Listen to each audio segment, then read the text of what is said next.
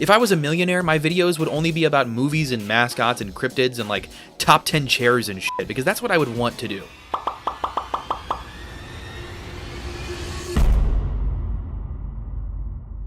Well, you ask, I deliver, in this one extraordinarily specific instance. Hi, I'm Jallomoth, curator of all things curious, and at this point you might be asking how chairs could possibly be curious enough to curate. And you know, I'd have to agree with you. What's more boring than a chair? A Wendigoon video? But you know what the weirdest, most unique, inspired, curious thing on this earth is?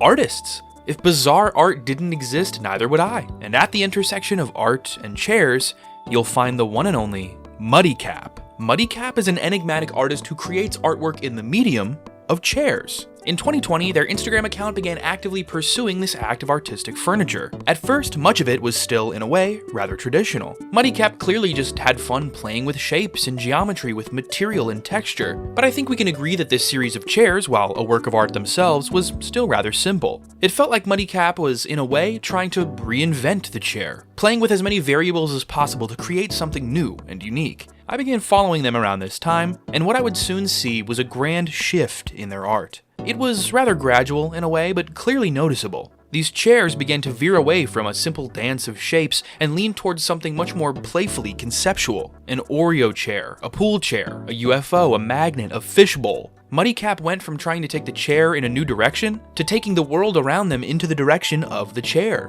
What a skilled craftsman, I thought. Oh, the silly fool I was, until I said, wait a minute. As my gullible veneer started to slide off, I began to notice the unmistakable artificial grain of the images Muddycap was posting. It was in that moment that I realized that these aren't chairs at all. They're fake, sculptures, digital artworks, 3D renders of furniture. This opens up an incredibly interesting dialogue, the premise of which being, what exactly is the purpose of a chair you can't sit on? That simple question is what Muddycap would go on to play with for the next 5 years and beyond. But alas, today the curator merely collects. This week, I looked back on the whole of Muddycap's work and curated my 10 favorite pieces they've ever made. These are my top 10 chairs. Before we dive into these 10 magnificent creations though, I'd like to call to attention a few of these lovely pieces Muddycap has made that narrowly missed a spot in the top 10 with my 15 honorable mentions. Number 25, the Gum Bench. I adore this design, but it's gotta be last place. I wanted to call attention to it at the very least, but this isn't top 10 benches. Number 24,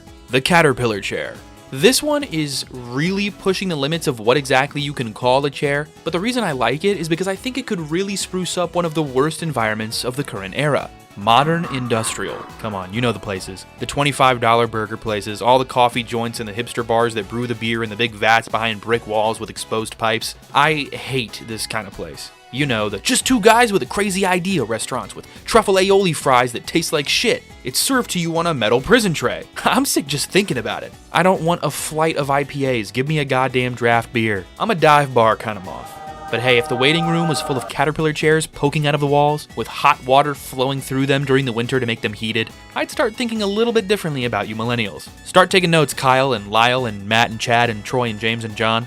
Number 23, the Wallet Chair. Imagine this at a bank, or better yet, somewhere that scams you out of your money like the hospital. Adults are constantly getting screwed over. Can't we at least get a little pizzazz in the waiting room? Number 22, the Garden Chair. It's gonna be a bit of a simplistic review, but the garden chair is so aesthetically pleasing. This is a beautiful chair, a piece of art. It doesn't look comfortable in the slightest, but I almost don't even want to sit on it. I want it to sit in my garden and look pretty.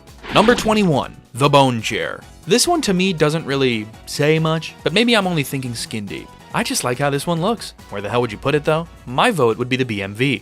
And whenever someone dies waiting 14 hours in line to renew their license, they become a permanent addition to the lobby.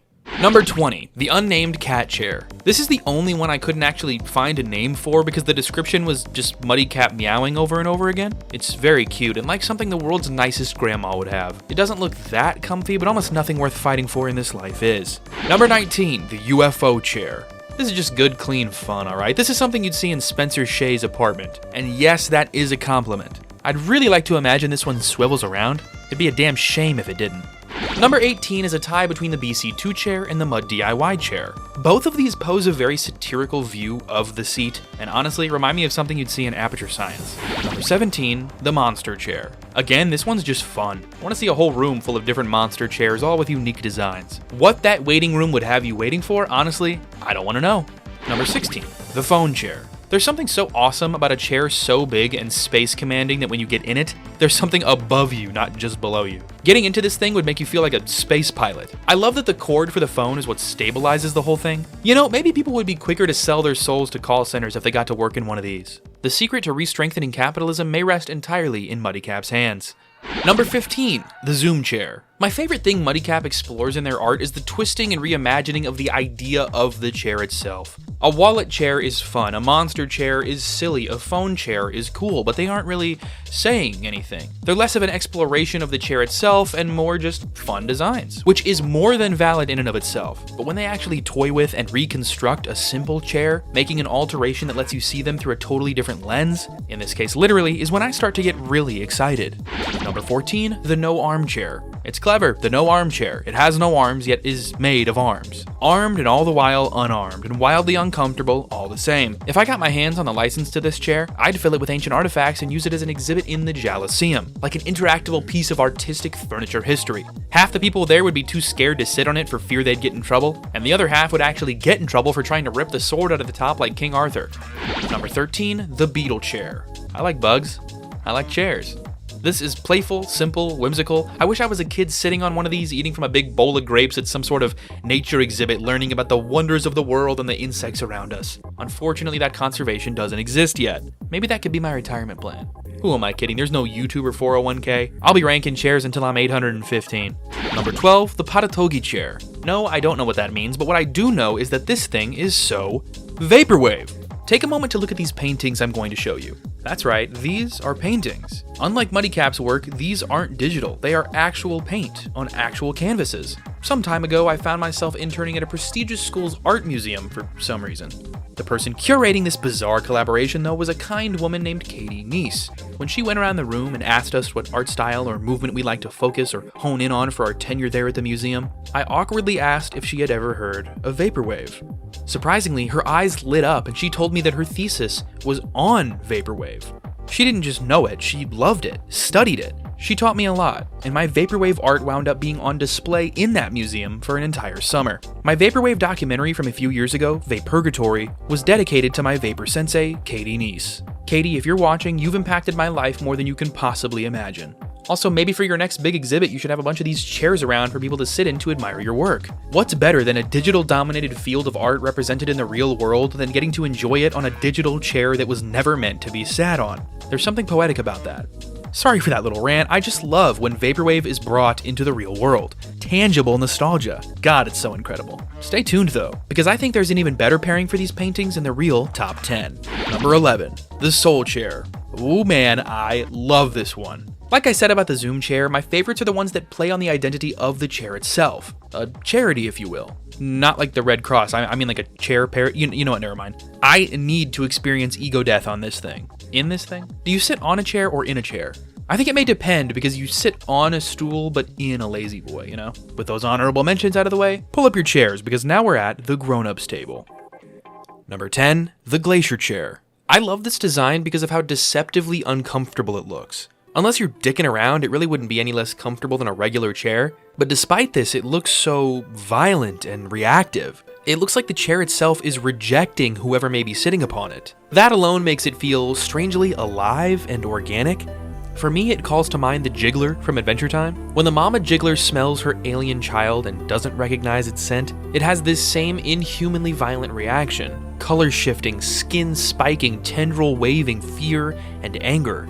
It feels primal and yet alien, which equates to organic yet inorganic. It's an incredibly captivating dichotomy, all for a simple seat. How cool. Number 9, the Choding Pouchy chair. I cannot find online any reference to the words Choding Pouchy anywhere but Muddycap's work, So I unfortunately can't tell you what inspired this chair's name, but I can tell you what inspired its look, which, if it wasn't obvious enough, is children's bracelets. This is a charm chair. It also makes me think of those bead mazes that you'd find in doctor's office waiting rooms in the early 2000s. That is to say that this is an inherently childlike design. It's so friendly and welcoming. It's also incredibly clearly personal to Muddycap. If their name wasn't enough spelled in giant beads like a friendship bracelet from artist to audience, each bead alone represents something special to the artist themselves. I won't speculate on each one, but from the South Korean flag alone, I think it's clear to say that this is Muddy making themselves a friendship beaded custom bracelet chair. Each bead explores something important to the artist, from money, food, luck, privacy, love, peace, culture, and more. I often find that designs like these, simple, classic, memorable, personal art, to be so inspiring. These images alone make me want to make. Looking at this, I want to go forage for beads that represent my life. Buy some metal wire and make a little miniature chair to sit on my desk while I work. Hell, maybe I could bust out some clay and make a little me to sit on that mini Jallo chair. If your art makes me want to make art, as simple as this may be, it's undeniably inspiring. How cool. Number 8, the Noon Call chair. Before I say anything, what do you think this chair is? What do you think it represents or visualizes? Because truth be told, I don't know. I don't know if this is a logo, a religious symbol, something only a South Korean would know. I tried researching the phrase noon call and came up rather empty-handed. I've got no real idea. But what I do know is the simple pleasure I get from looking at this design. I absolutely adore this deep, rich color. The overall backing of the chair with what resembles a giant axe head is wildly striking. And the symbol of what looks to be an eye embedded in it speaks to me. Do you know what this reminds me of? The Logitech logo from the mid-90s. Simple, iconic, vibrant, evocative, unique, and in a way, a little strange. Somehow this odd chair has pulled that same feeling out of me that's laid dormant since my childhood. I get deja vu looking at this. I am nostalgic for something, maybe nothing, when I look at this. What does that make it? Vaporwave? This abstract look spoke to my sensibilities, and all I could muster as a response was, how cool. Number 7, the Redaker Sniffima chair. I always try my best to pronounce any words that come my way, but I really don't think this was meant to be spoken. It might spawn a comfy demon or something if I did. Seriously, sit in this chair, look to the left, and say its name 3 times, and you might switch places with the mirror world version of yourself on the other side. Something about this design really speaks to me though. I find it very evocative. Something about sitting alone yet having someone next to you. I love the color choices, I adore the shapes, I enjoy how it interacts with the world around it and inside of it, and I quite like how it plays on our preconceived notions of the chair itself. It's a bit divisive in the way that as a chair, it's complex and unique, but as an artwork, it's more simple, maybe even a little superficial. I mean, there's only so avant-garde you can go before a chair ceases to be a chair. I think a more interesting lens to view this piece from may not be as a chair, but as a mirror. A mirror that forces you to sit down and really look at yourself. Mirrors are something you pass briefly and don't really interact with outside of a quick glance to make sure your hair is okay. But I find the premise of a mirror that forces a bit more intimacy between you and your reflection by making the two sit together for just a moment to be quite endearing. I would be willing to bet people would feel kinder, more sympathetic, and more at peace with their own reflection if they were made to sit aside themselves to see it. How cool. Number 6, the Color Chair 2. Originally, I had Color Chair 1 on this list, which are these funky acrylic paint tubes chairified into what you're seeing now. I thought they were fun and quirky enough, but after looking at the whole breadth of Muddycap's work, I found out there was a lot more to offer. Lucky for me, they wound up making a Color Chair 2 that appeals to my sensibilities far more. To talk about this though, I need to briefly mention one of my other favorite artists, someone who's had an incredibly profound impact on me as a person, not just as a creator, and that man would be Chris Van Allsburg. He wrote and illustrated all kinds of incredibly visually rich and thought-provoking books, like The Mysteries of Harris Burdick, The Sweetest Fig, Just a Dream, and Probudidi. You may know him from his more famous works though, Zathura, Jumanji, and The Polar Express. His work is surreally beautiful and will forever hold a place in my heart. One of his most simply profound works to me was a book called Bad Day at Riverbend. I stumbled across it one day at the library because I asked the librarian to show me more of his books, since I was a big fan of what I had read. I picked this one up off the shelf and my heart sank. Someone had colored all over it with crayon. I was petrified. I didn't want the librarian to think that I had did it, so I ran over to her as fast as I could to tell her about it. She just smiled, told me everything was okay, and told me to enjoy the book. I was confused. but as I sat down and read on, I was immediately enamored. The book is almost a children's horror story about a group of people from the old American West who live inside a coloring book, and the boy who owns the book is scribbling inside of it, causing a strange, otherworldly mass of light to overtake their city and everyone and everything in it. It's an incredibly interesting read for a picture book and has a lot to dig into that I would love to and will do at some point in my career. All this to say that Muddycap's Color Chair 2 strikes, rather clearly, a very similar chord within me. Maybe it's just my imagination or the story influencing my thoughts, but I find something about this chair almost off-putting. In a good way, it's discordant, chaotic even, in a way that only a child's scribbles could be. How cool. Number 5, the Simple Shape Chair. So we've actually looked at 3 Vaporwave-esque chairs today. First was the garden chair, then was the Patatogi chair, and then finally, and most importantly in my eyes, is this, the Simple Shape Chair. And to keep it short and sweet, here's why. My claim is as follows. This chair is a perfect visual representation of Vaporwave and is the most interactable of the day. Let me explain. So at the bottom are these granite hands holding the whole composition together. I feel like these could represent the people of the past, the pillars of our society, supporting and holding up the present. That would make said present this, quote, simple shape you sit on. This odd, amorphous, only half understood simplistic mass. Sounds like present times to me. And you, sat on the present, are the future. That to me is Vaporwave. How cool. Number 4, the Fast Rocking Chair. This is bar none Muddycap's most famous work, and I understand why. It's done everything I've praised all their best works for doing up to this point, namely, having the perfect blend of aesthetic interactivity. Even just sitting there, this one manages to be compelling, but when you start rocking, it gives the piece a whole new sense of motion. The Fast Rocking Chair is very simple, but I think the reason I like it so much is because instead of it playing off of the chair, it almost seems like it's playing off of Muddycap's entire furniturography. Instead of you interacting with the chair in some way, like the mirror chair, this time it's the chair responding to your interaction. How cool! Number 3, the H chair. I'm gonna go ahead and assume that H stands for hospital, which is exactly where this chair belongs. As somebody who, as a kid, went through a lot of awkward, anxiety-inducing ailments, I can say from personal experience that some of the most uncomfortable moments of a child's life will be spent in the waiting room of a hospital. So making that space any more welcoming will always be such a huge win for me.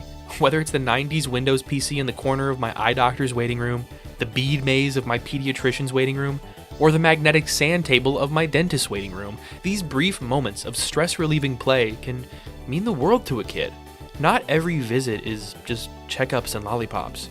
There are some children out there going through worse things than some adults ever have the misfortune of dreaming of. In America especially, parents might be in a rough spot in that waiting room too. Stressed out, worrying for their child, having to pay thousands of dollars worth of x-rays and tests, plus the added stress of taking the day off to take their child here, losing more money in the process. Of course, a good parent would do any and everything for their child, but that doesn't make the situation any less stressful for both parties involved. Parents need all the help they can get, and I don't think I need to say that sick children need some reprieve. Whether that's toys and books in the waiting room, SpongeBob on the TV, or a friendly, smiling chair reminding them that they're on the journey of recovery. I truly believe that if this chair was mass-produced, it could bring smiles, joy, and the briefest relief to millions of children all across the world. How cool. Number 2, the J Chair 2. A pink J. This is the Jallo chair. I know this is a rather simplistic pick to make it so high, but man is it special nonetheless. This is exactly what I love about Muddycap's work, a simple twist on a simple design, something built to be sturdy that is deceptively so. Because of these acrylic bases, this chair is arguably more secure to the ground than a normal chair is, but visually it has no stability. At a glance, it looks like you'd fall backwards and crack your head open sitting in this. It's the deceptive danger of the Glacier chair, the simplicity of the Soul chair, the playfulness of the Zoom chair, but more effective in every way. How cool! I am of the opinion that nothing except the Fast Rocking Chair even gets close to rivaling this design in terms of pure iconography. It's striking, fun, vibrant, playful, interesting, a visual twist on the medium of the chair itself. I adore everything about this. Despite how out there and imaginative and unique most of these designs are, of all of Muddycap's work, this is the one I want to own the most. Except, of course, for one. Number 1. The Worm Chair.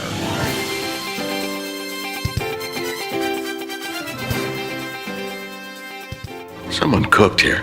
look at this thing. Seriously, look at this thing. I need this.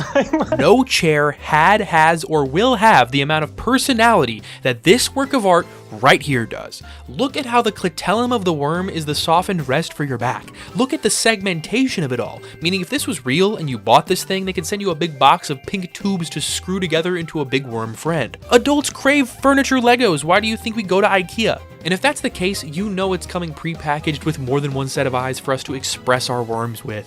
But for me, this one right here is already perfect. If I had a genie right now, I probably wouldn't ask for one of these. But with the trillion, million, zillion, billion dollars I ask for, I'll get in contact with MoneyCap, give them $1 billion just for fun, and entirely fund the mass production of their entire lineup of mock-ups. Specifically so that in the corner of my room sits this little guy right here. I wouldn't even sit on him. I don't think I'm worthy. I'd just put a cat bed on its curled up belly and let my Mr. Kitty claim it as its own. Then my two sons would be together forever. The other designs are good, okay? But this one I literally love like a child in a way that only a parent could understand. I feel maternal instinct coursing through my bright pink blood looking into the eyes of this plastic worm. And that just may be the highest praise I could possibly give a goddamn chair. So there you have it, my top 10, basically top 25 chairs of all time. Go follow MuddyCap. I'll leave their links in the description below. They're always making new stuff to check up on. And subscribe, because something else that may be worth checking up on is this series. What series, you ask? Well, my dear viewer, the one you just watched. That's right, you just unknowingly watched the sleeper pilot of my newest series on the channel, Spotlight. And no, it's not just a series of me ranking furniture. If there's anything a moth will love in this world, it's that bright, beautiful spotlight. And in this series, I'll be pointing that light at a whole host of different artists worth discussing, a new one each time. We started with an artist creating chairs of art and art of chairs, and we'll move on to all sorts of bizarre projects. From an old woman who creates beautiful paintings with a mouse in MS Paint, to a man who uses his skills to legally commit federal arson. Tune in next time for episode 2 of The Spotlight. Shine on and stay curious.